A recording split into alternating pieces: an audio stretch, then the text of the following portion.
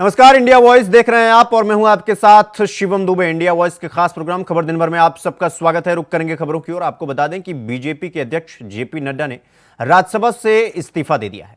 बताया जा रहा है कि वो लोकसभा चुनाव लड़ सकते हैं। जेपी नड्डा के इस्तीफे को राज्यसभा चेयरमैन ने स्वीकार कर लिया है। आपको बता दें कि जेपी नड्डा गुजरात से सांसद बने रहेंगे।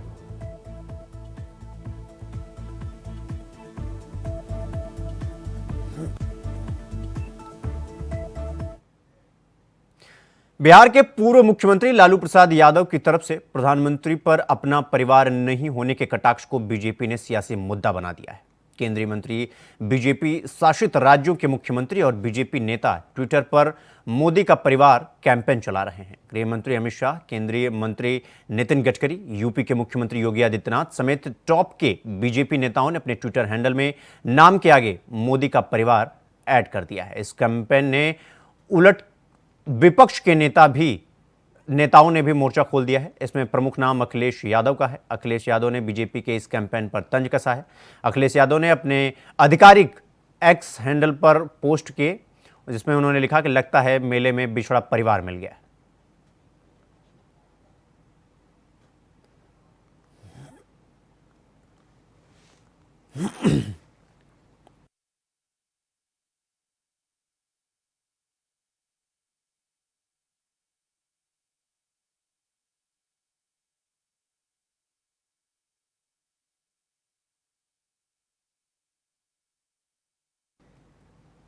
प्रधानमंत्री नरेंद्र मोदी ने सोमवार को तेलंगाना और तमिलनाडु में एक जनसभा को संबोधित किया। प्रधानमंत्री ने तेलंगाना के आदिलाबाद में 56,000 करोड़ रुपए के कई प्रोजेक्ट्स का इनॉग्रेशन किया।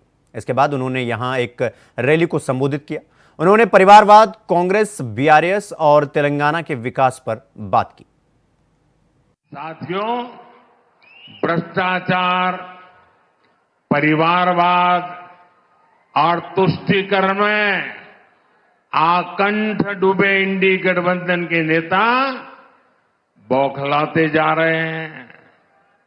अब इन्होंने 2024 के चुनाव का अपना असली घोषणा पत्र निकाला है। मैं इनके परिवारवाद पर सवाल उठाता हूं तो इन लोगों ने बोलना शुरू कर दिया है कि मोदी का कोई परिवार नहीं है। अब तो कल ये कह देंगे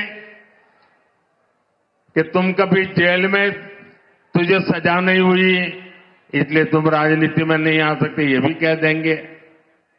आप मुझे देशवासी भली भांति जानते हैं, समझते हैं। मेरी पल पल की खबर देश रखता है और कभी मैं रात देर तक जब काम करता हूं और खबर बाहर निकल जाती है तो देश से लाखों लोग मुझे लिखते हैं, बताते हैं कि इतना काम मत करिए, कुछ आराम करिए। ये प्यार भाइयों बहनों, एक सपना लेकर के बचपन में घर छोड़ा था और जब मैंने अपना घर छोड़ा एक सपना लेकर के चला था कि मैं देशवासियों के लिए जीऊंगा। मेरा कोई निजी सपना नहीं होगा, आपके सपने, यही मेरा संकल्प होगा। और जिंदगी खपा दूंगा तो आपके सपनों को पूरा करने के लिए, आपके बच्चों के भविष्य को उज्जवल बनाने के लिए।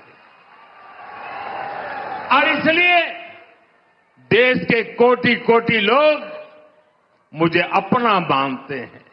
ये नौजवान, यही मेरा परिवार है। आज देश की करोड़ों बेटियां, माताएं, बहनें, यही मोदी का परिवार है। आज देश का हर गरीब, ये मेरे परिवार है। आज देश के कोटि कोटि बच्चे, बुजुर्ग, ये मोदी का परिवार है।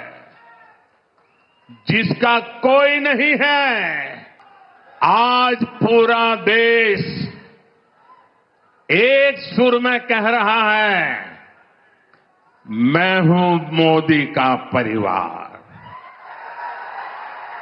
मैं हूं मोदी का परिवार, नेने मोदी कुटुंबम। आप भी मेरे साथ बोलिए, मैं हूं मोदी का परिवार, मैं हूं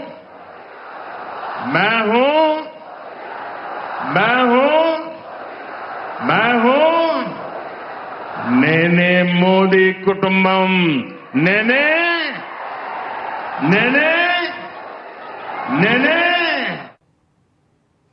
तो वहीं लखनऊ में 650 पर्यटन विकास परियोजनाओं के लोकार्पण और शिलान्यास कार्यक्रम का आयोजन हुआ, जिसमें सीएम योगी शामिल हुए। जहां सीएम योगी ने कहा कि जिस उत्तर प्रदेश में पहले कोई आना नहीं चाहता था, आज उस प्रदेश में सब आना चाहता है।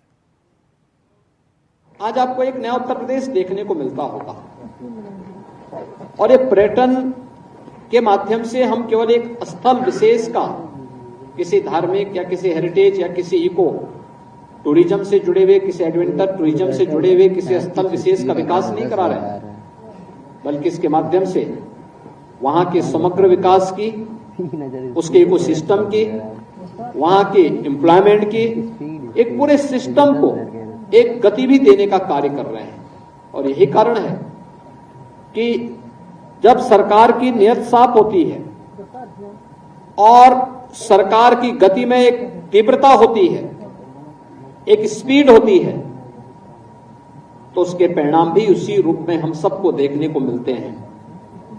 प्रदेश के अंदर सुरक्षा और कानून व्यवस्था की बेहतर स्थिति का परिणाम जहां उत्तर प्रदेश के परसेप्शन के लिए गया, वही सरकार की नियत और सरकार के द्वारा समयबद्ध तरीके से ले गए फैसले आज डबल इंजन सरकार का लाभ प्रदेशवासियों को कैसे प्राप्त हो रहा है।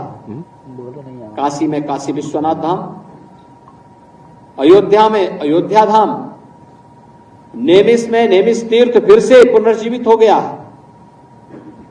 विंध्यवासिनी कॉरिडोर एक नए रूप में है। ब्रजभूमि फिर से दुनिया को अपनी ओर आकर्षित कर रही है। हर एक क्षेत्र में, चाहे वह प्रयागराज का कुंभ हो, चित्रकूट हो, सुख तीर्थ हो, बौद्ध तीर्थ स्थल हो, यानी सूफी परंपरा हो, भक्ति परंपरा हो, शक्ति के केंद्र हो, हेरिटेज एडवेंचर से, इको टूरिज्म से जुड़े हुए स्थल हो, इन सभी को व्यवस्थित तरीके से आगे बढ़ाने का ही परिणाम है कि जिस प्रदेश में पहले कोई आना नहीं चाहता था, आज उस प्रदेश में कि जितने उत्तर प्रदेश की आबादी आज उससे दोगुने टूरिस्ट उत्तर प्रदेश में आ रहे हैं। और आज मैं कह सकता हूं, आज हम अयोध्या जाते हैं, होटल बुक है, टैक्सी बुक है, मार्केट कई गुना बढ़ चुका है, रेस्टोरेंट में दिल रखने की जगह नहीं है, हर व्यक्ति खुश है। और न केवल अयोध्या का बल्कि लखनऊ के होटल भी फुल है, वाराणसी के फुल हैं, गोरखपुर के फुल हैं, प्रयागराज के फुल हैं। ये चीजें दिखती हैं कि कार्य हुआ तो उसके परिणाम भी हमारे सामने आए हैं। लोग आना चाहते हैं, दुनिया आना चाहती है, दुनिया देखना चाहती है। जिस युक्ति के बारे में ये था कि भाई वहां जाएंगे उपद्रव हो जाएंगे, आज उपद्रव नहीं, उत्तर प्रदेश ने अपने आप को साबित किया है। उत्सव की भूमि है, उत्सव की भूमि। जिस उत्तर प्रदेश के बारे में कहा जाता था कि अराजकता है, अराजकता नहीं है, उस अराजकता को डबल इंजन सरकार ने आस्था में बदल दिया है। बुलेटिन में रुकेंगे एक छोटे से ब्रेक के लिए। खबरों का सिलसिला जारी है, फौरन लौट रहे हैं। ब्रेक के बाद एक बार फिर आप सबका स्वागत है। मेरे साथ रुक करेंगे अगली खबर की ओर। आपको बता दें कि लखनऊ में समाजवादी पार्टी के अध्यक्ष अखिलेश यादव ने प्रेस कॉन्फ्रेंस की, जहां उन्होंने कहा कि भाजपा बहुत होशियार पार्टी है, वो इस तरह के तरीके अपनाते रहते हैं, लेकिन उनकी ये ट्रिक बहुत पुरानी हो गई है। इसके लिए हमारा वजीर तैयार है। उन्होंने मध्य प्रदेश के मुख्यमंत्री के बारे में कहा कि वो तो प्यारे मोहन हैं।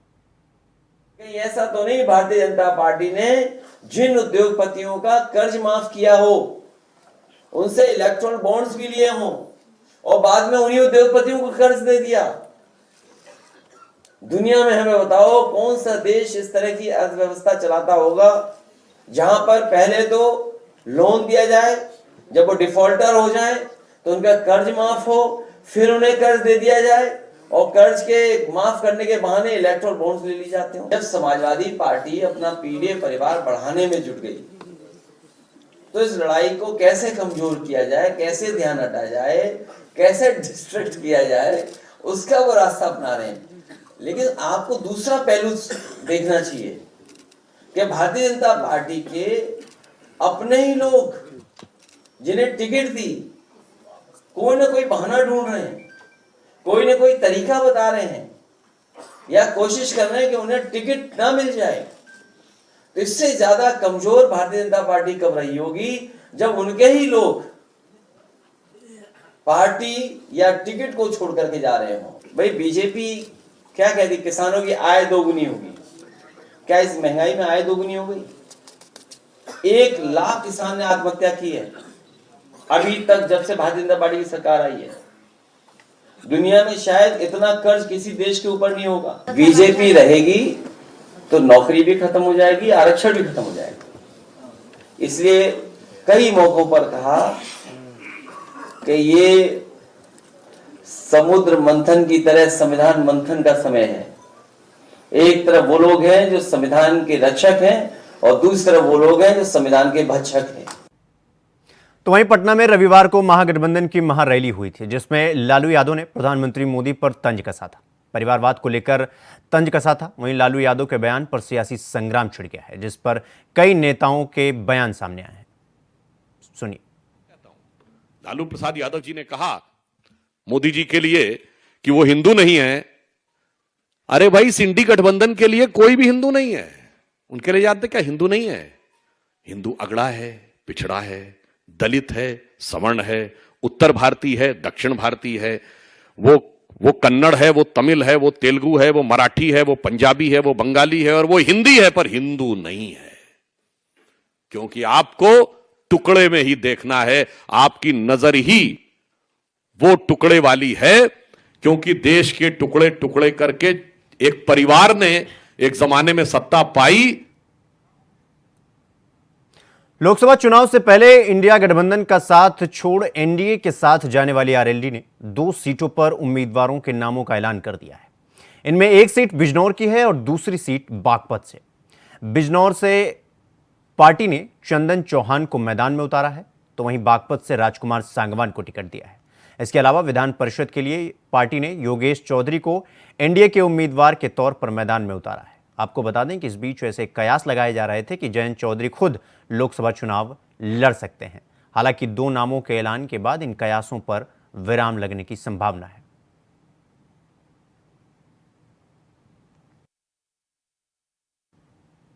खबरों में आगे बढ़ेंगे। आपको बता दें कि दिल्ली के रोहिणी सेक्टर 5 में सड़क हादसा हुआ, जहां सड़क अचानक से धंसकर नीचे जा गिरी, जिसकी वजह से सड़क से गुजर रहे राहगीरों और वाहन चालकों को खासा समस्याओं का सामना करना पड़ा। इस दौरान एक गाड़ी भी हादसे का शिकार हो गई। हालांकि लोगों ने कड़ी मशक्कत के बाद गाड़ी को बाहर निकाला। प्रशासन के सामने लगातार हो रहे इस तरह के हादसे अब कड़ी चुनौती बन गए हैं।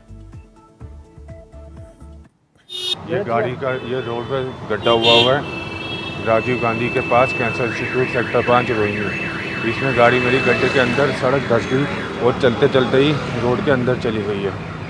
बहुत बुरी हालत की हुई है केजरीवाल ने।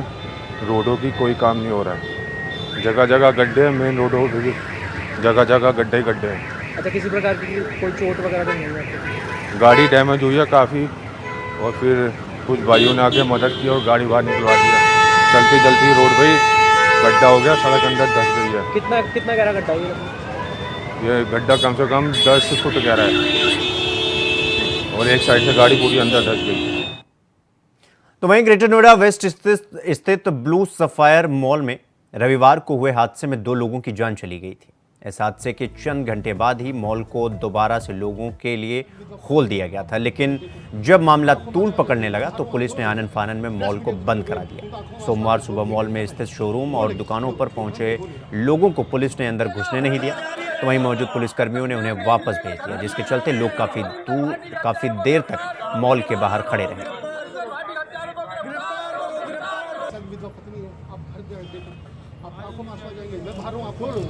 प्रेस मीडिया की टीम उनको आंखों में आंसू आ गए, वो मीडिया नहीं कर पाए, रो लगे, खड़े हो गए, हम हो नहीं रहा। तो वहीं लखनऊ में समाजवादी पार्टी को बड़ा झटका लगा है, जहां सपा नेता विनीश शुक्ला बिनू ने पार्टी से त्यागपत्र दे दिया है। आपको बता दें कि सपा नेता ने राष्ट्रीय महासचिव को अपना इस्तीफा सौंपा और व्यक्तिगत कारणों से पार्टी छोड़ने का हवाला दिया। बताया जा रहा है कि विनीश शुक्ला बिनू सपा के वरिष्ठ नेता शिवपाल यादव के काफी करीबी माने जाते हैं।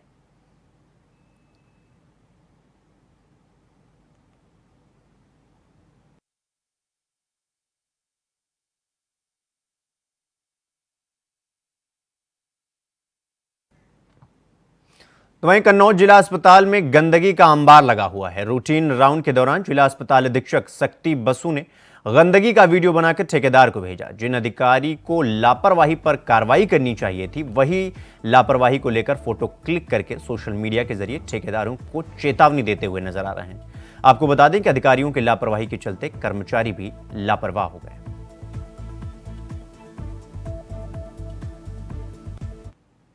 आज ये रूटीन निरीक्षण था। आज जैसे ये सोमवार को जब हफ्ता खुलता है तो यहाँ पे फुटफॉल मरीजों की बढ़ जाती है, तो उसमें सारी व्यवस्था चुस्त दुरुस्त होनी चाहिए ताकि मरीजों को परेशानी ना हो।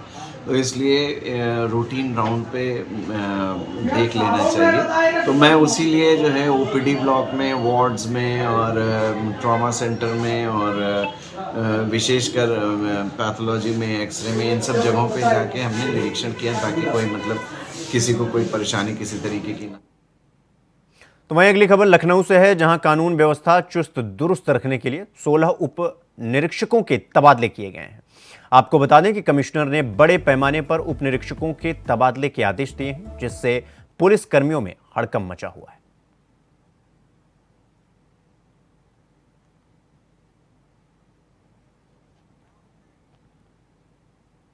खबर प्रतापगढ़ से है, जहां ससुराल वालों ने विवाहिता को लाठी डंडे से पीटा, तभी पीड़िता मुकदमा दर्ज कराने के लिए पुलिस थाने पहुंची। तो वहीं पीड़िता की तहरीर पर पुलिस ने एफआईआर दर्ज नहीं की, जिसके बाद पीड़िता ने मामले की शिकायत एसपी से की। आपको बता दें कि पिटाई का वीडियो सोशल मीडिया पर वायरल हो रहा है। मामला कंधई इलाके के कैरी जोगीपुर गांव का बताया गया है।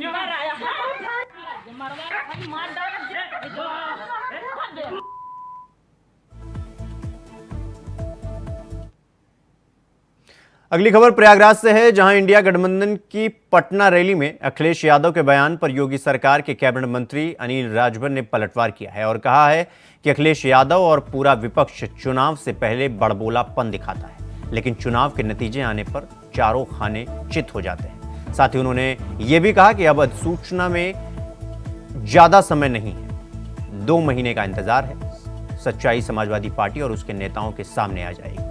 तो वहीं 80 सीटों पर दावा करते हुए उन्होंने कहा कि एनडीए गठबंधन की जीत होने जा रही है। विपक्षी पार्टियों का खाता भी इस बार यूपी में नहीं खुलेगा। तो जनता की अदालत तो लगी गई है, अधिसूचना आने वाली है, थोड़ा देर इंतजार कर लें। हर चुनाव से पहले इसी तरीके का बड़बोलापन समाजवादी पार्टी के नेता का आता है हम लोगों के सामने, और जब परिणाम आता है तो चारों खाने चित हो जाते हैं। तो इंतजार कर लें, अब तो कोई दिक्कत नहीं है घबराहट की, अब तो 2 महीने के अंदर सारी चीजें सामने आ जाएंगी। खबर नोएडा से है, जहां ड्रीमलैंड बिल्डर के मालिक पवन भड़ाना ने आत्महत्या कर ली। हालांकि अभी तक ये नहीं पता चल पाया कि उन्होंने कैसे आत्महत्या की है। बताया जा रहा है कि काफी परेशान चल रहे थे, जिसके चलते उन्होंने यथार्थ हॉस्पिटल में आत्महत्या कर ली। मामला फेज 2 थाना इलाके के सेक्टर 93 का बताया जा रहा है।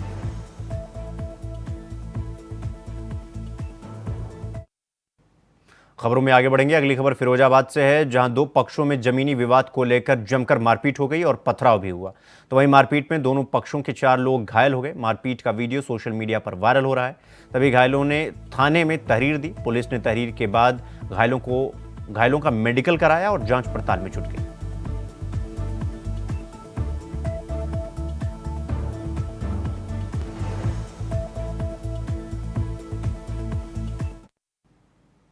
हमीरपुर के ललपुरा थाने के करौली जार गांव से एक मामला सामने आया है, जहां एक ही परिवार के 7 लोग फूड पॉइजनिंग का शिकार हो गए। रात में खाना खाने के बाद तबीयत बिगड़ी, जिसके बाद सभी को जिला अस्पताल में भर्ती कराया गया। बताया जा रहा है कि 5 बच्चों समेत 2 परिजन फूड पॉइजनिंग के शिकार हुए हैं और घर में बने रिफाइंड के समोसे खाने से बीमार हो गए। आपको बता दें कि हालत गंभीर होने की वजह से 2 बच्चों को कानपुर रेफर कर दिया गया है।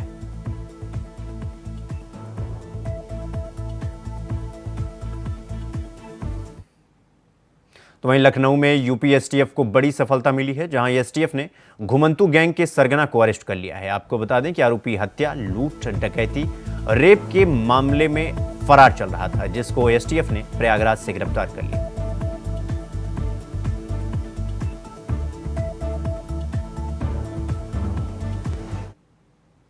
शुक्लागंज उन्नाव मार्ग पर सड़क के किनारे एक युवक का शव मिला, जिससे इलाके में हड़कंप मच गया। बताया जा रहा है कि ईंट से कुचलकर युवक की हत्या कर दी गई और शव को फेंकने की आशंका जताई जा रही है। सूचना पाकर सदर कोतवाल प्रमोद मिश्रा मौके पर पहुंचे, सबको कब्जे में लेकर पोस्टमार्टम के लिए भेज दिया। फिलहाल पुलिस मामले की जांच पड़ताल में जुटी हुई है।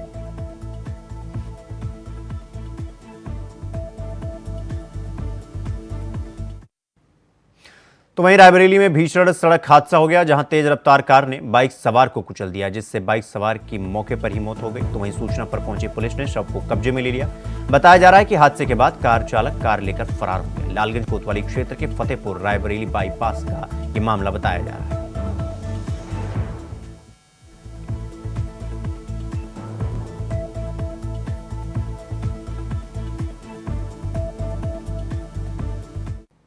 खबर दिन भर में फिलहाल अभी के लिए बस इतना ही। देश दुनिया की तमाम खबरों को देखने के लिए देखते रहिए इंडिया वॉइस। नमस्कार।